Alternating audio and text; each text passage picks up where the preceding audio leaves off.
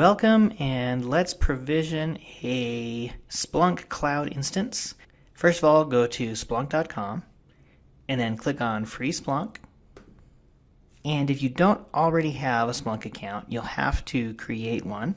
And once you've filled out all the information here, you can just click on Cloud Trial and make sure you agree to the Splunk software license agreement.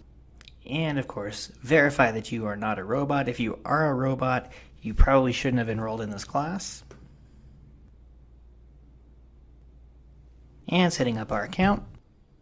And once everything is set up, it will take you to this page that says your Splunk Cloud trial is ready. So let's click on View My Instance.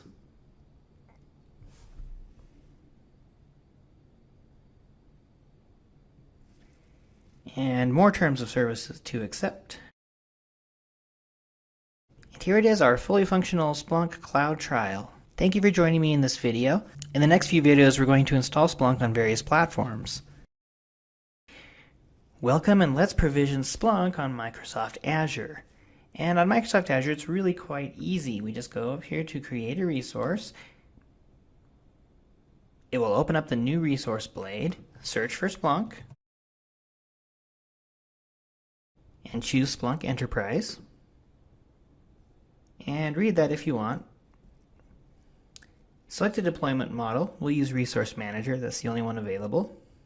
Click Create. And we'll configure it. So what this is doing is this provisions at least one virtual machine and will install Splunk on that virtual machine. You can also do distributed deployments and things like that, but we won't get into that yet. VM username, this is the username to log into the virtual machine, and VM user password, and choose your subscription. If you're on Azure trial, make sure you choose that. If you have a Visual Studio Professional license, you get $50 a month. I'm going to create a new resource group because I don't have any existing resource groups to use. I'm going to call it Splunk RG, Splunk Resource Group, and USOS 2 is my only option for my Visual Studio Professional license, so we'll choose that. And then it asks you to set up your VNet, which is an Azure Virtual Network. So let's click on that and click OK.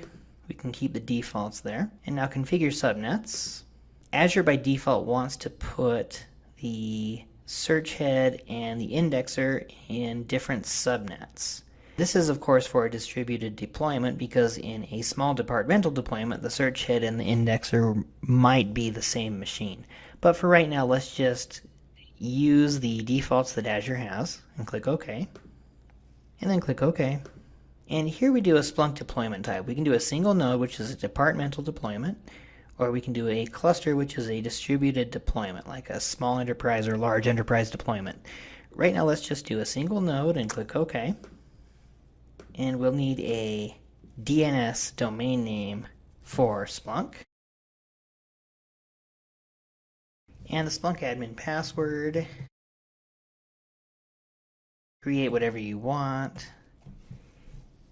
And you can, if you're deploying this in production, restrict IP ranges from which you can receive data.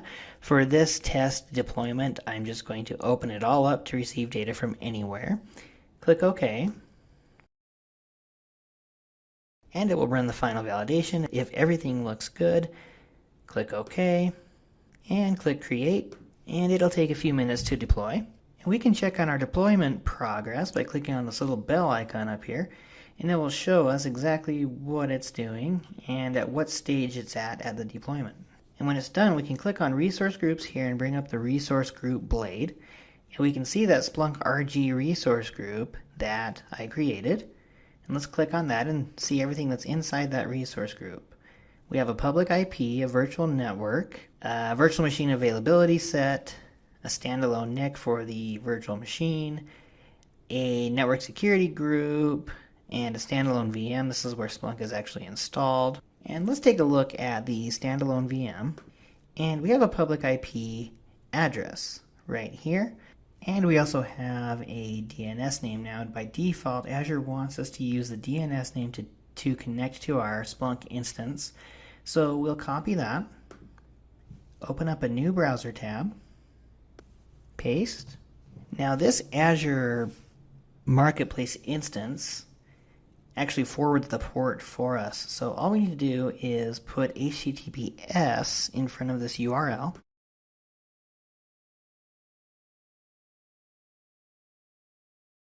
And proceed. And here's our Splunk Enterprise instance running on Azure. Let's log in. Remember when we were setting up the password, when we were provisioning the instance, that's the password we're going to use here. And there's Splunk on Azure. Now, notice this is not the newest version. So until Azure updates their marketplace instance, what we can do is simply provision a regular virtual machine and then follow the either Linux or Windows Splunk installation instructions in upcoming videos. And I thank you for joining me in this video, and I look forward to seeing you next time. Welcome back. Let's install Splunk on Linux. So first of all, we need to log in to the Splunk portal at splunk.com, click on the Free Splunk button, sign in with our Splunk account, and then it will bring us to this page where we simply click on Splunk Enterprise and choose the package that we want. And of course, we want Linux for this video. And download the package in whatever format you want. I prefer to use the TGZ, so let's download that. Here's a little trick. Let's go ahead and actually cancel the download, because all we need is this command line wget string, so let's click on that. Select the entire command, copy it, and we'll paste it over into our Linux machine. And there's our wget string pasted into our Linux machine, which happens to be running Ubuntu Linux. Before this will run, we need to have sudo privileges, so we can simply type sudo space right before the command, and it will ask us for our password, and it will download the tarball or the TGZ file for Splunk. And it's done. Let's make sure it's there with a command called ls. And we can see that it has downloaded. It's in red there. Before we untar it, let's actually copy it over to the opt directory, which is where Splunk likes to live. And we'll do that with this command, sudo cp, the name of the file, /opt. Now let's move to the opt directory and make sure our file is there. So cd space /opt to change to that directory. And we'll see if the file's there with ls. There it is. Now let's untar it. And in the Windows world that would be like unzipping it. And this will create all of the directories that Splunk needs to run properly. So with this command, we will untar it.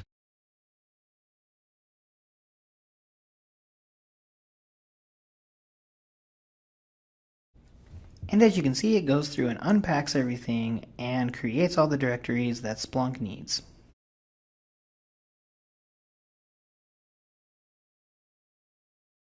And let's do an ls, and we'll see that there's now a Splunk directory. It's in bluish purple there. So let's switch over to the Splunk directory.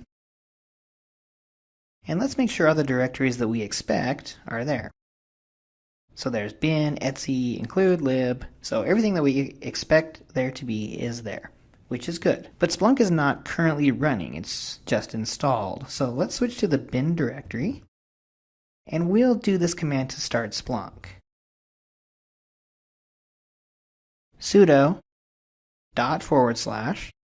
/splunk start.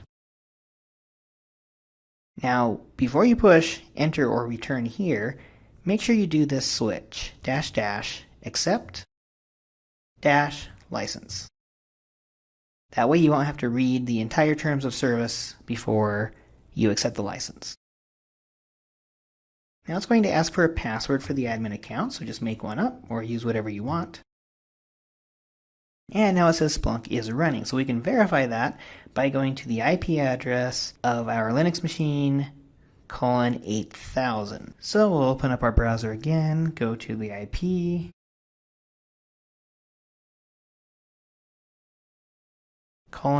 :8000, And there it is, our installation of Splunk on Linux. Let's log in, make sure everything works.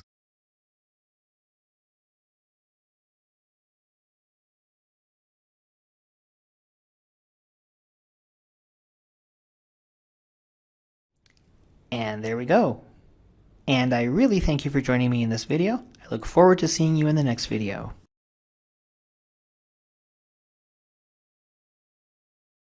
Welcome back.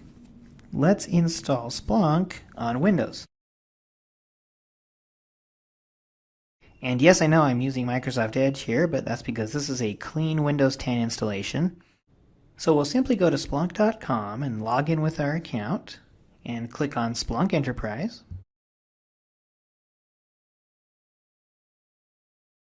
This time, select the Windows tab and select the appropriate version for your version of Windows and click Download.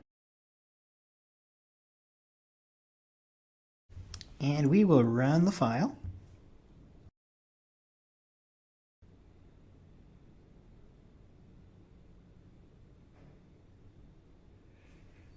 And it will run the Windows Splunk installer, and I like to go here and click on Customize Options just to make sure it's doing everything I want. So it's going to install it on Program Files Splunk, which is fine.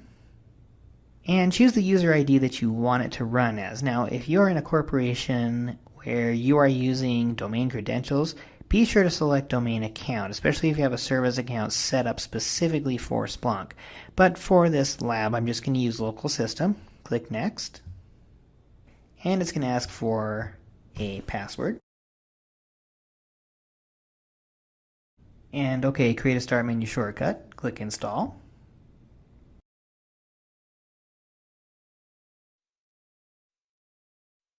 OK, and I like to leave that box checked that says Launch Browser with Splunk Enterprise, so click Finish.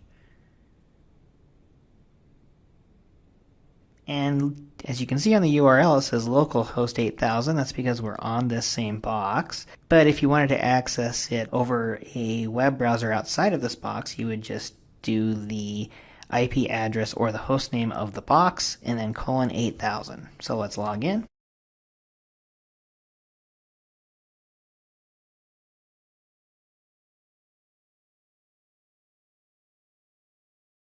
And there we go, Splunk installed on Windows. I really appreciate you joining me in this video, and I look forward to seeing you next time.